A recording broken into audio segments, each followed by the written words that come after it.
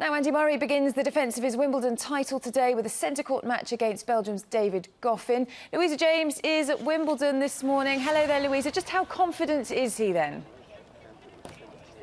Morning, Charlotte. Well, he's certainly more relaxed, I think, than he's ever been before, and that's because that millstone around his neck, or monkey on his back, or whatever you like to call it, has finally gone after last year's victory. So the big question is, can he do it again? Well, only 4 men in history have ever done that before, have come to Wimbledon and won it for the first time, and then come back and won it again the following year. You could argue that his preparation this year perhaps hasn't been as good as it was last year. He's not had the best year, no major championship wins. He's had a major operation, he split up with his coach, but then you could look at those things as positives. He's going into these championships injury-free. He's got a brand new coach, and certainly all these people here are hoping to see some success. Some of them over there have been camping since Saturday morning. It's already proving a little bit much for some who are catching 40 winks ahead of a long day. There's others still streaming into the park this morning over there. Some of them have got a long wait in store, but they say it's definitely worth it.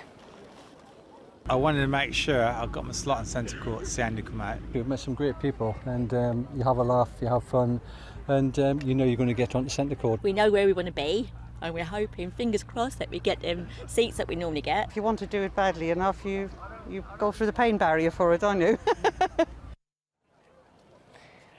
Well, not too much pain today, we hope. David Goffin is ranked 104th. Murray and he have never met before, but hopefully not too difficult for him. That match kicks off this year's Wimbledon Championships at 1 o'clock on centre court.